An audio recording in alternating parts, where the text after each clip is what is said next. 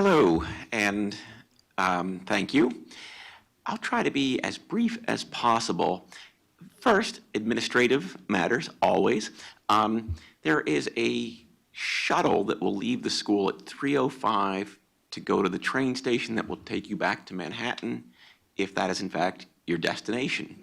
And of course, I know people have planes to catch and so on, so I will try to be brief. And all day long, I've been cutting things from my remarks because, well, that point was made. So let me give you my thesis, and then I'll try and just make a couple points that may not have come out during the course of today and last night with Guido's remarks. So my thesis, and really Guido said it last night, that is Charles's scholarship, right? It was the expression of himself, and I take that. What so interested me about him was the arc of his work from a conventional, albeit brilliant, law professor in the early 1960s, the author of The New Property and other articles, to someone who expanded his interest, went beyond the law in the Greening of America, to then writing and publishing in 1976 a very autobiographical book, The Sorcerer of Bolinas Reef. And these are three very different texts: the article, the book, the other book. We've talked a lot today. I think there's two themes that run through Charles's work, and of course, one has been, with us all day, which is concern for the integrity of the individual in modern society.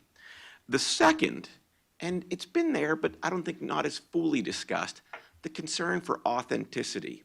And it may even have been sort of implicit or assumed because for all of us who knew Charles, we knew how important that was to him. Now, I'm going to try and trace that arc, but I'm going to really do my best to not duplicate what has been said. So let me talk about several people, and this is sort of a chronological journey. Two people from early in Charles's life, relatively speaking, that is, even before he became a law student. Tom Emerson, a professor at Yale Law School, and I'll hold that, that's a bookmark, if you will, for Guido in the discussion to say a little bit more about Tom Emerson, to put him fully in context and to understand what kind of influence he may have had on Charles's life.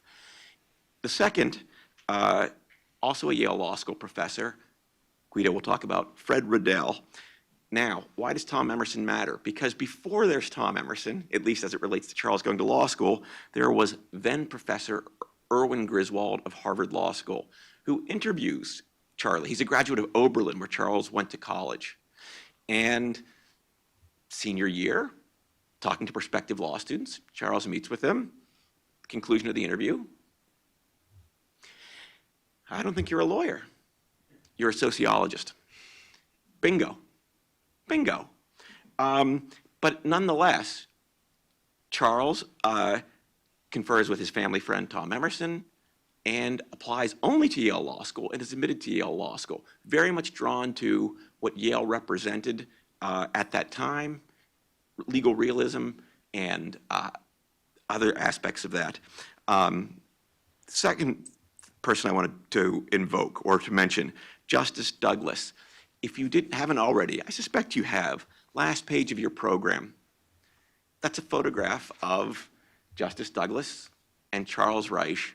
And all I'm going to say about Justice Douglas, because I think we could have said more about him today, the good news is Charles has said, in fact, a great deal about him. It was his last article, his last manuscript, with the permission of the Reich family and Charles's good friend Greg Mariner, his friend in San Francisco, who helped him with, really, starting with The Sorcerer, all of his writings while Charles was out in San Francisco. It's a lengthy manuscript that talks about his relationship with Justice Douglas. It will be published in the Law Review issue with your papers, with the papers that we have discussed today. There's a question I have. Doug may get to it if there's time in the discussion. I'm just really interested because I've never had a chance to really sort of think it through. When we think about the development, the emergence of environmental law, how do we think about where does the greening fit into that? That's just a question, and hopefully we'll have time for Doug to say a little bit about that. What did I find most interesting in coming back to Charles in this sort of the arc, this journey, right, from the law reviews to, an inadvertent bestseller to the memoir or to an autobiographical book that reads as a memoir? Well, I was really interested in the transitional texts. That is to say, and Jillian did such a nice job this morning of talking about, what's the specific historical context for the new property? And what's interesting is I'm really interested in, so what came after that? And what you see is Charles, he's charting this journey to the humanities. And there are two distinguishing features of it that I see when I read the articles. One is he shows himself a little. And by that I mean, Sarah just talked about the police questioning article. Alice has a supporting role in the article, of course, his niece. And, but right, that is a personal article. It's a law review article, but it comes out of his personal experiences. The second is, and this is an article of his that Charles always thought should get more attention. This was the one that came after, one of the articles that came after the new property, the law of the planned society. And the shorthand way I would describe that article is when we talk about the shift in administrative law from the era of deference, right, the post-New Deal period through the early 1960s, to the era of, you could call it rigor, skepticism, the law of the planned society is part of, right, it both documents and contributes to this shift in administrative law, more public participation, not reflexive deference to the so-called expert governmental official. Now, it's a marvelous article, and it begins with Charles describing unrest in the streets, with citizens confronting government officials and being threatened with arrest. What was the cause of the confrontations? It's not the Vietnam War, though, in fact, of course, protests against the war. This article was published in 1966. The anti-war movement had substantially increased or deepened, but that's not what Charles is describing. Is it police misconduct? No. Watts had happened a year earlier. So what was it? Charles wrote in the article, this is a quotation, the controversies involve the supposedly non-political scientific areas of planning. And he elaborated the planning process. Theoretically, the realm of the detached expert has been made political by the direct action of citizens. And we understand that the developments in administrative law reflect what was going on in society, as well as developments within the law, of course, itself.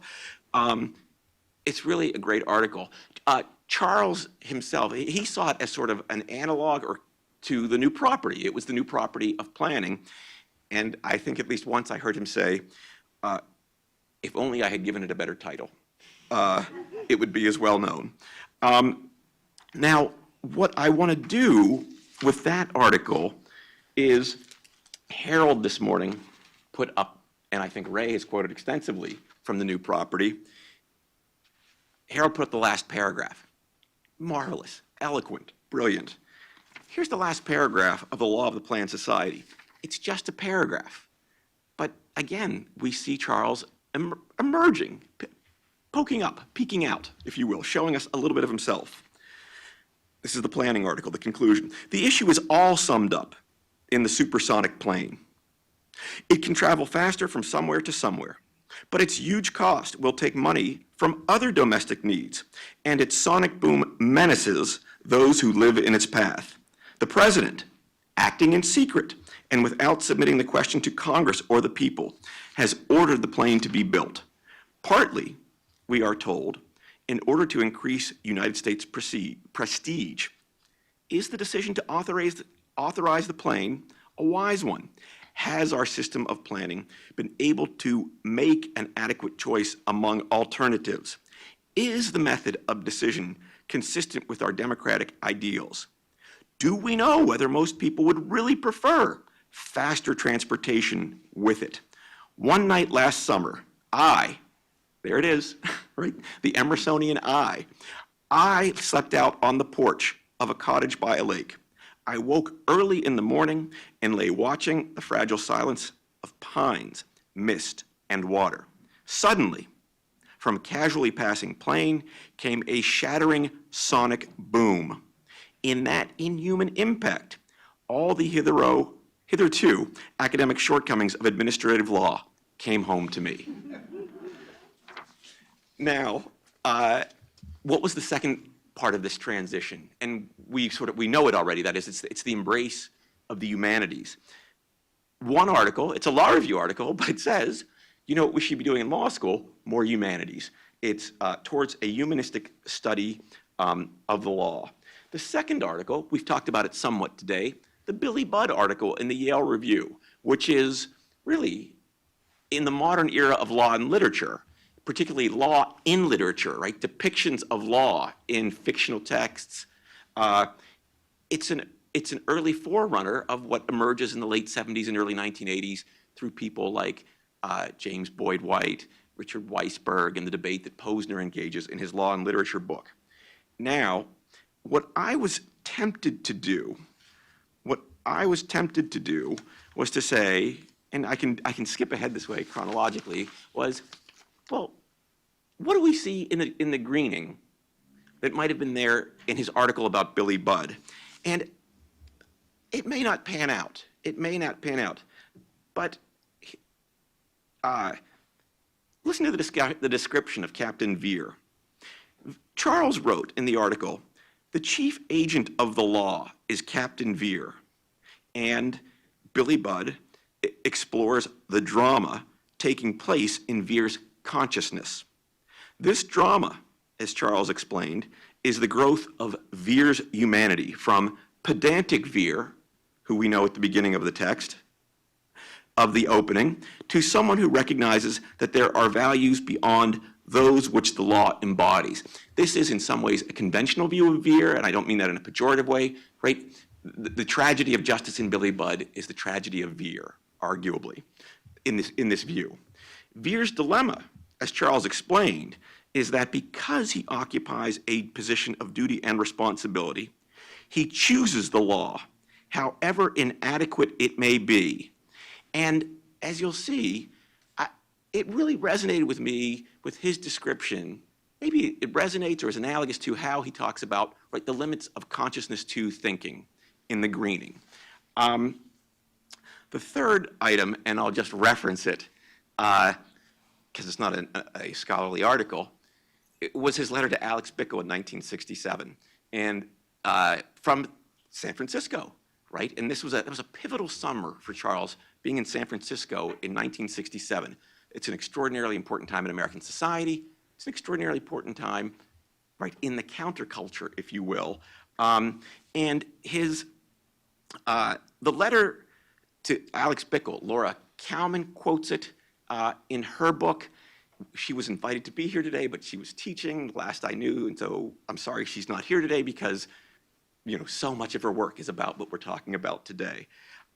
She describes it in her book, and Charles is, you know, he is both, right, descriptive, right, analytical of what he sees going on in the counterculture. So he's, at least at this point in 1967, a little bit distant from it or detached from it in the sense that it's something worth his study, but it also concludes, and I have to imagine this is the only letter that ever was written to Professor Bickle, which included references to the Grateful Dead and Big Brother and the Holding Company, right? He describes that to Bickle, what he sees on the Sundays out in San Francisco in the park, the concerts that he goes to. Now, when we get to the greening in 1970, you know, I began this morning by talking about the story of its unlikely publication in the New Yorker and how lucky we are that happened. What I want to say is just a couple quick things about it. Remember that Harold began by talking about Charles's father, the hematologist, his father, a hematologist, and the ability to diagnose. That's what Charles, it's on full display in the greening, that ability to diagnose society. The second thing is that and we've said this in different ways, Guido said it in the idea that he was so articulate, Charles, he explained the students to their parents. Of the many reviews that were written, and they're collected in that book back there, the Con 3 Controversy, I think Gary Wills really nails this point. That is, part of the appeal of the book is this idea of explanation, and there's a reassuring aspect to that. Your children are going to be okay. The third point is just the point of autobiography. That is, and here, it isn't so much that Charles, I think, it's not the use of the I, but rather he's presenting sociologically descriptions, which I think we then see in the Sorcerer of Bolinas Reef, are inspired in part from experiences in his own life. Now, let's turn to the Sorcerer of Bolinas Reef in 1976. And I just want to say a couple things about that. First, and part of why was I so interested in Charles? This is where I get to talk, this is where I get to come back and tell my last personal story. Charles, Guido brought him back in 1991, 1992. That was the first year. That was my last year in law school. And he was this intriguing figure. There he was in the library late at night, the khaki pants, the Chuck Taylors, right, the canvas sneakers that are memorialized on the portrait, working late into the night. And Charles, when I got to talk to him more, he said, it's important for the students to see you in the library. He felt that was very important. And it had the intended effect. It created a buzz. It created an interest. Who is this guy? What's going on? And then that led me to the Sorcerer. And the Sorcerer, at that time in my life, I was, what was I going to do? Now, at the same time I was reading The Sorcerer, I was also thinking about this in connection with probably my favorite piece of fiction, favorite book, Tobias Wolff's This Boy's Life. It's a beautiful, beautiful memoir. Where do they intersect? 1041A Broadway in San Francisco. The writer Herbert Gold had an apartment that he would make available to writers. And Charles lived there before he ended up at 1077 Broadway, if I remember the address correctly. And Tobias Wolff moved in. I don't know if he was right after, but I had the opportunity to interview Tobias Wolff for a short piece that I wrote about 12 years ago. And he said, he goes, I remember him. He's like, all we did was say hi to each other, but that's a really extraordinary coincidence. Now, they're connected, of course, in the literary way, not just in who their landlord was, with this, turn to the self, the memoir. John talked about FDR, son of the New Deal, son of the New Deal. That's chapter 1 of The Sorcerer, right? The optimism. It may have even been, I think John was willing to say, and I would agree, perhaps it was a bit nostalgic, right? But it's a vision of youth. And Charles knew that. The second chapter is the account of life in Washington. And here we meet Mr. Henderson. We know from Laura's book on Abe Fortas that Mr. Henderson, the imperious partner who keeps the associate, Charles, waiting at his desk while he's on a call with a client and then says, keep working on this. That's Abe Fortas, Mr. Henderson. When Charles talks about it, we've talked a little bit about, sort of the social conformity of the era, that is in the 1950s. He says, that's part of the critique of the greening.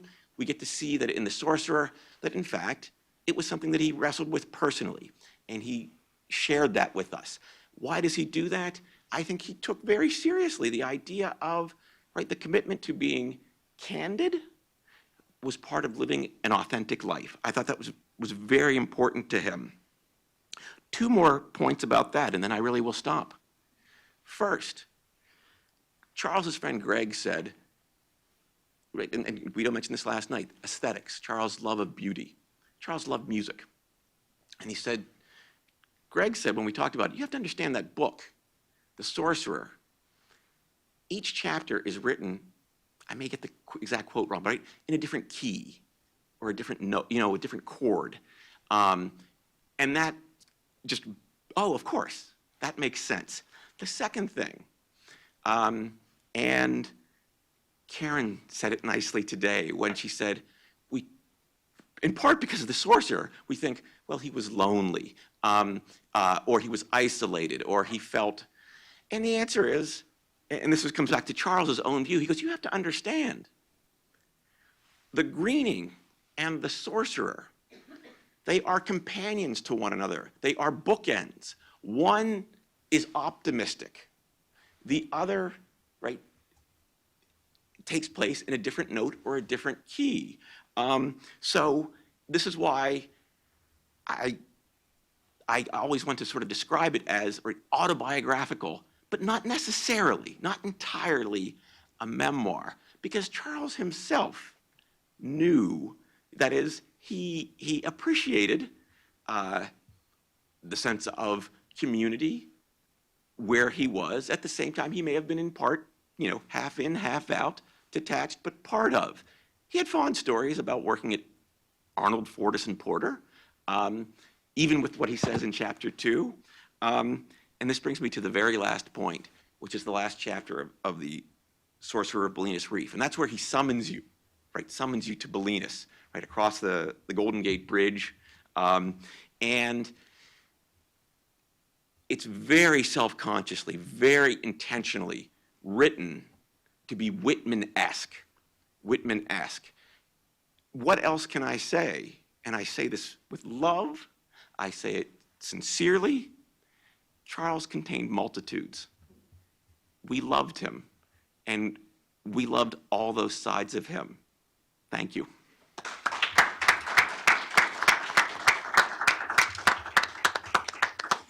And all right.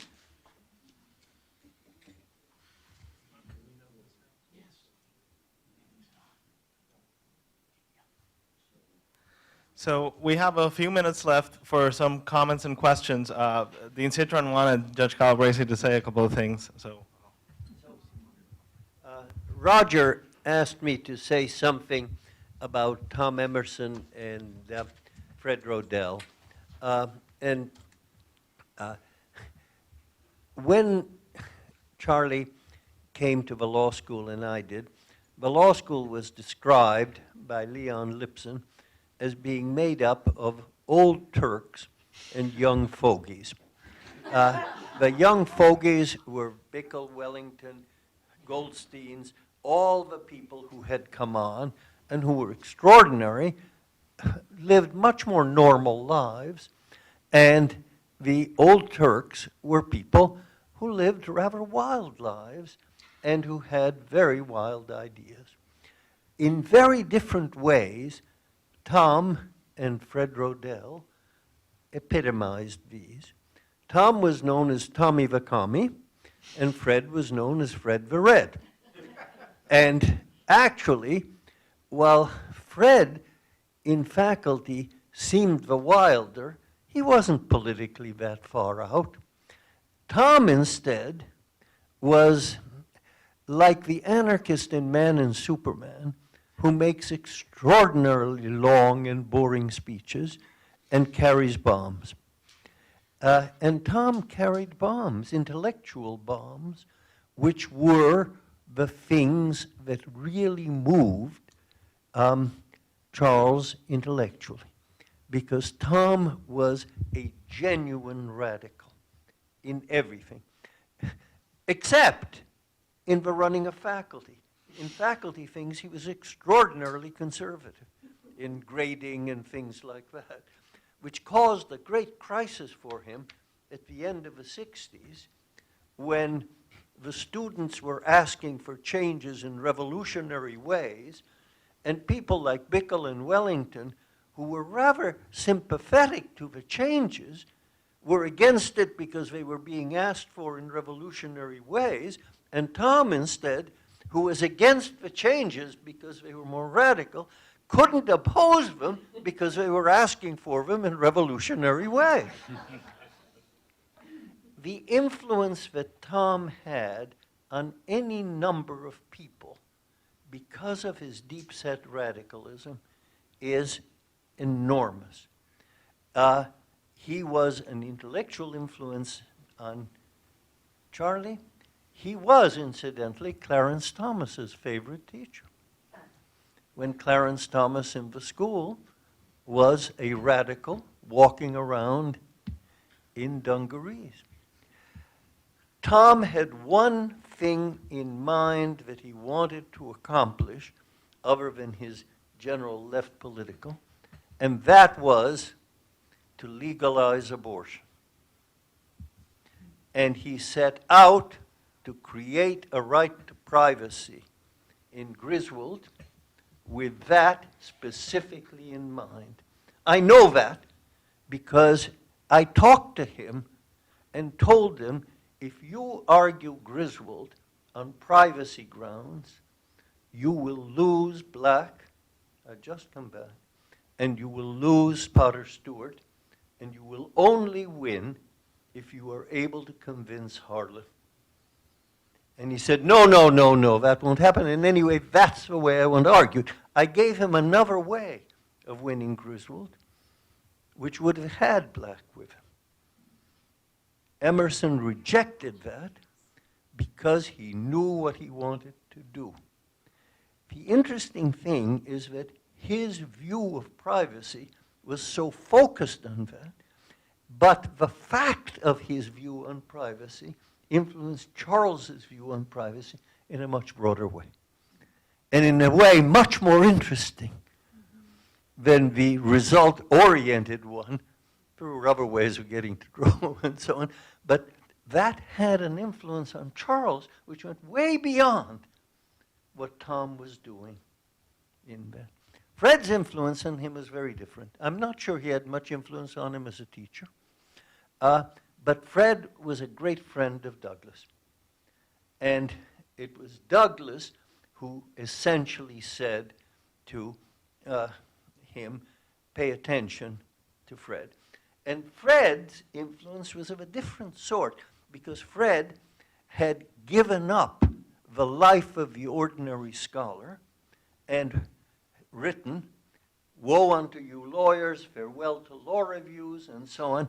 Write for the world in a totally different way, and don't worry what you look like. And that, in a funny kind of way, influenced Charles to take a chance that way. It influenced him enough so that when Fred died, Tom, by the way, was highly regarded in faculty and much loved by people who disagreed with him because he was so muchly, in that sense, so boring a faculty member. Fred, instead, was constantly causing trouble, and so while his position was defended from those who would throw him out from other faculties, he was not much liked except by some of the still younger people who went back to being more like younger Turks. And when he died, the fact that little attention was paid was one of the reasons that Charlie felt that he could leave Yale. Because that, and then when the next generation came in, people like me, he felt maybe Yale was coming back to that. So Fred's influence was a strange one, but Fred was a strange one because he made believe he was a lefty, when actually he really wasn't very much. So that's a couple of stories. One could go on about each of them forever. Thank you.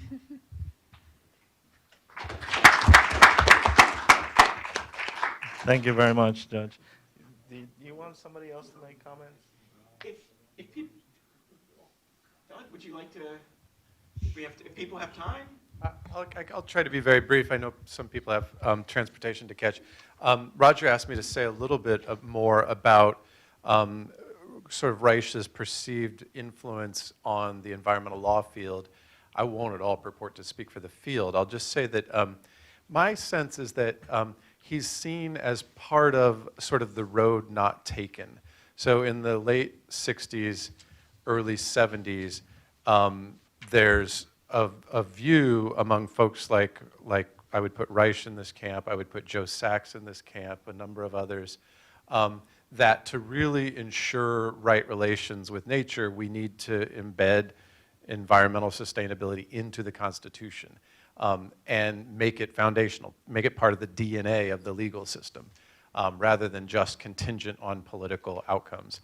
And that took a couple of different forms. One version was sort of what we would now call deep ecology, like so Christopher Stone, Should Trees Have Standing, which was cited in a concurrence by Douglas. So this is actually trying to come up with some way to endow nature itself with legal rights. I wouldn't put Reich in that camp necessarily. His environmentalism has always struck me more of a kind of New England, Thoreau, kind of humanistic, right? We respect nature for the excellence it brings out in ourselves and the caring and the virtue it brings out in humans.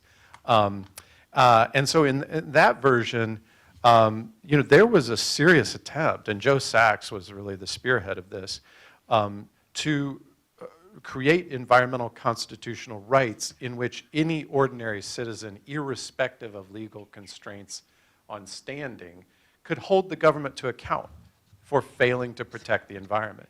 And Sachs got a bill passed in Michigan, several other states. It was an actively debated federal bill that would both give everyone standing to challenge the government for its environmental failures and would give courts substantive authorization to second guess any statutory level of environmental protection that had been passed, sort of turn courts into super protectors of the environment. That kind of mode of scholarship and activism disappears with the rise of the Environmental Protection Agency, NEPA, Clean Air Act, Clean Water Act. We get into the era of technocratic managerial environmentalism. The role of the citizen is to engage in the administrative rulemaking process, to challenge agency actions in court.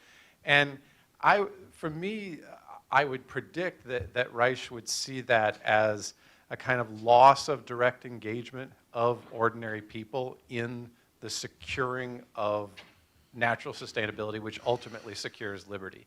And that what folks like he and Sachs really wanted to preserve was direct citizen engagement with this right to a natural environment that can continue to support human flourishing.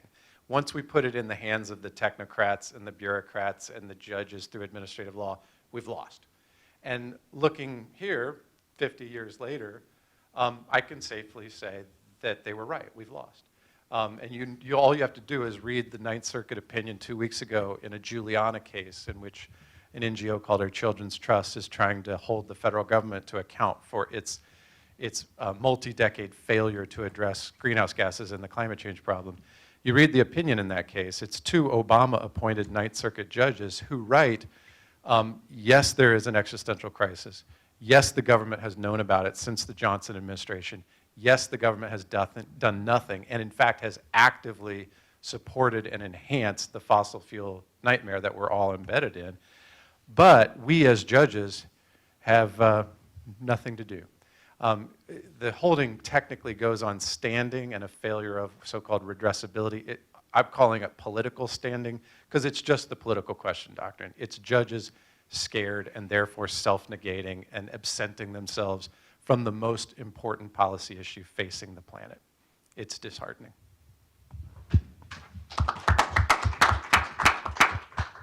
So this has been my easiest moderation job ever. I want to thank everybody for coming. I want to thank Rodger for just doing a fantastic job of organizing this, and I'll let him have the last word.